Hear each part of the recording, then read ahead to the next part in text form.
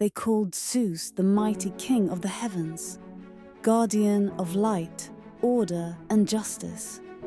But almost no one dared to look at the shadow behind that radiance, or how that shadow slowly grew. It began with the cry of a newborn.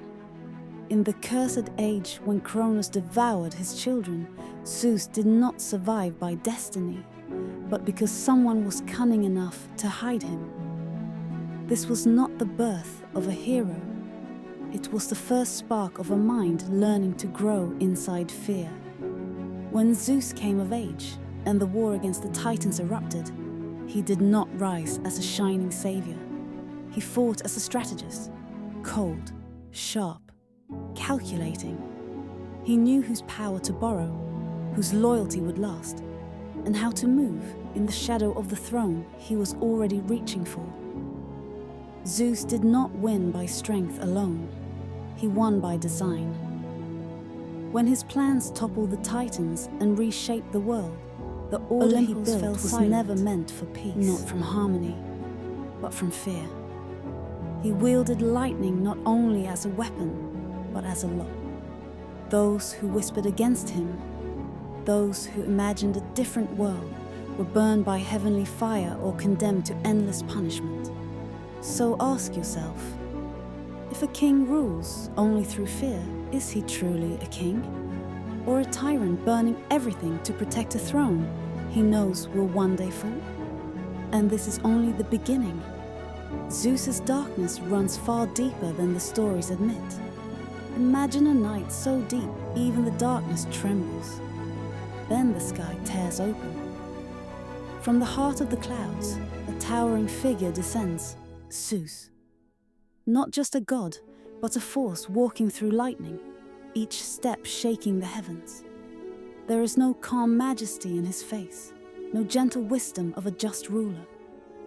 Only the ruthless resolve of one who will sacrifice anything to keep his throne. When he lifts his hand, the world holds its breath.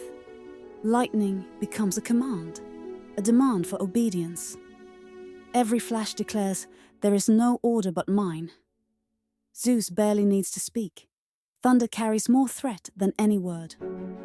Far below, at the foot of Olympus, even gods avert their eyes. They know what he truly desires, not peace, dominion. The world Zeus restored does not stand on harmony, but on the crushing weight of fear. Everything feels frozen, as if the universe is held together by a storm that is never allowed to end. And that storm is not meant to rest. Once awakened, Zeus's fury recognizes no titan, no god, and no innocent world. Picture Olympus from above.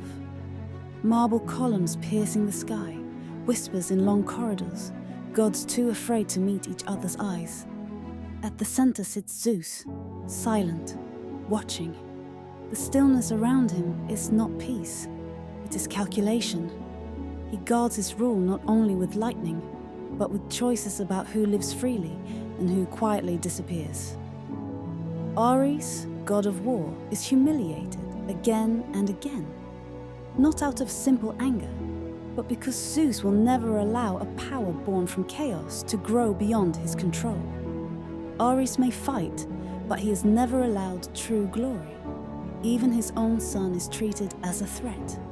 Poseidon, his brother, is another piece on the board. Zeus grants him the seas, not as a gift, but as a boundary. Rule the waters, but remember, the sky is above you.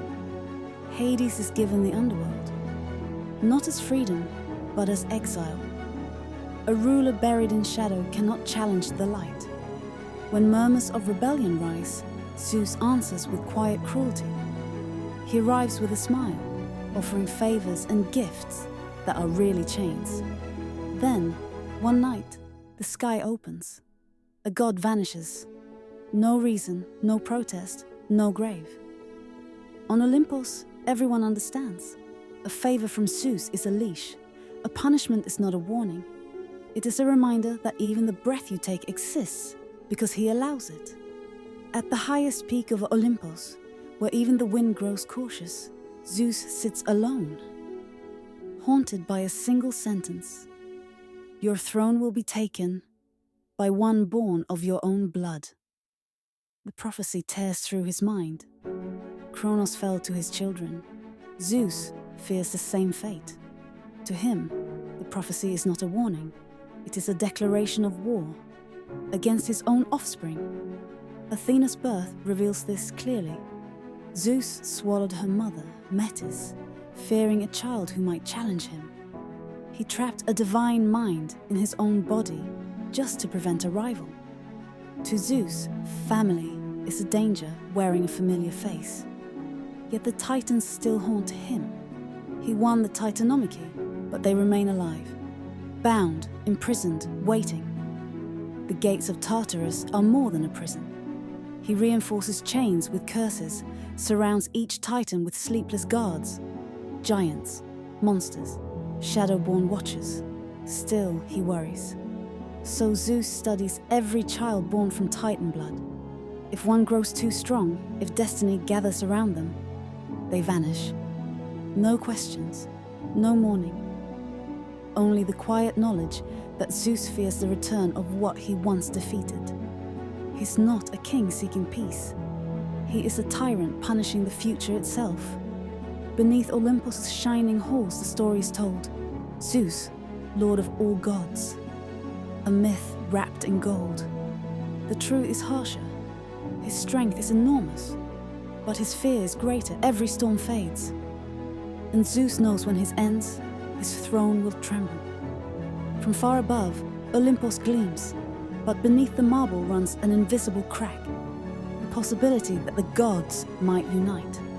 For Zeus, nothing, not titans, monsters, or humans, is more dangerous. If the gods ever stand together, no lightning bolt can stop them. Athena's mind, Ares' fury, Poseidon's seas, Hades' dominion, Demeter's life-giving power, Hestia's eternal flame. If all move as one, Zeus' order collapses. So he starts a silent war. Athena and Ares never fully stand side by side. He praises one, then the other, seeding rivalry, so intellect and rage never fully trust. To Poseidon he speaks as a brother, yet always reminds him, the sea lies beneath the sky. To Hades he gives distance, not honor. A ruler in shadow cannot challenge the light. Even Artemis and Apollo are guided onto separate paths. Stillness and radiance, kept just far enough apart that their strengths never truly merge.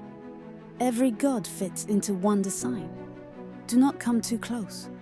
Do not complete each other. Do not unite. Zeus's fear extends to humans. Prometheus's fire has awakened thought and courage. Whenever mortals push too far, Zeus pushes back. With pressure, with punishment. The gods see it. Athena senses the pattern. Poseidon feels insult. Ares sees the manipulation. Hades sees the distance. Demeter fears for mortals. Still, none unite.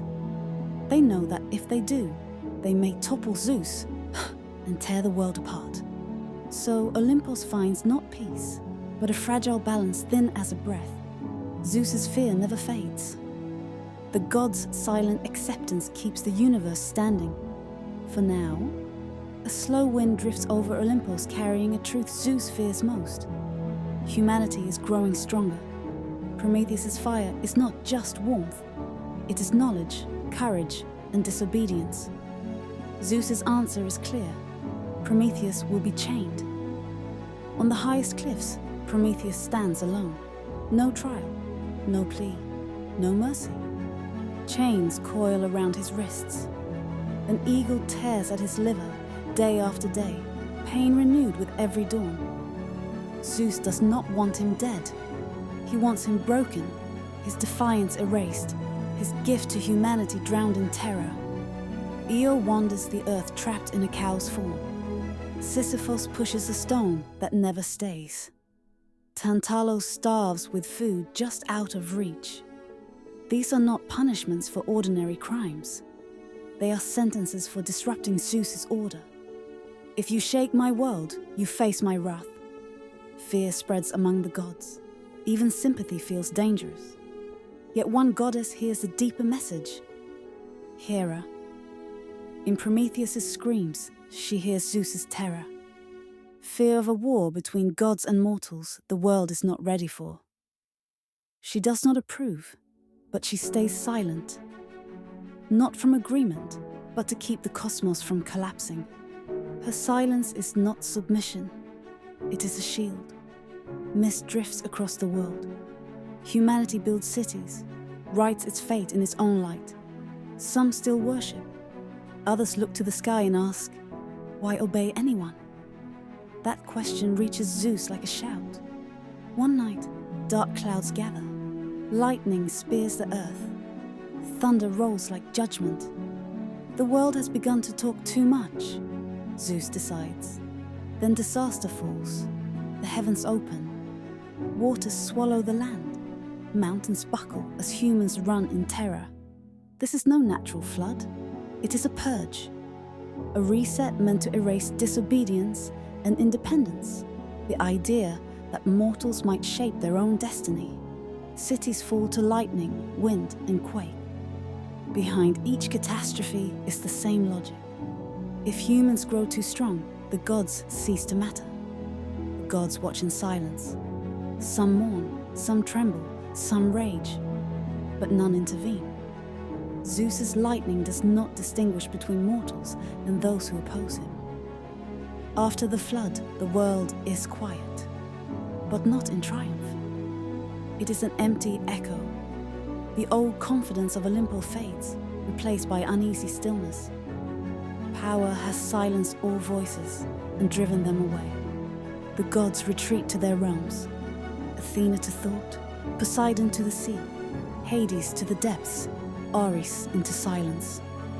Zeus does not notice at first. Then he realizes that for the first time, he is truly alone.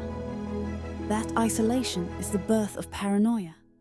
At night, he walks along Olympus's heights, feeling unrest in the sky. Lightning still answers him, but inside, his certainty crumbles. The prophecy returns. Your throne will be taken. It poisons his thoughts. He trusts nothing fully. Not words, only what is left unsaid. Smiles look like conspiracies. The hero of old legend is becoming a ruler made entirely of fear. He finds no joy in his power. Not in victories, not in punishments, not in disasters. In defending the throne, he has pushed everyone away. At the highest throne in existence sits a king utterly alone. But loneliness is not the end. It is a crack at the core. The first sign that the structure is failing. The silence deepens. The fracture widens. The first steps of his downfall are already taken.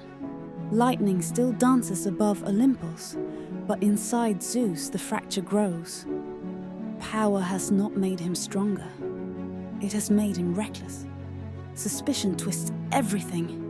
Athena's plans, Poseidon's objections, Hades' silence, all look like threats. The more he withdraws from the gods, the more he slips into the mortal world. At first from curiosity, then comfort, then habit. Finally, addiction.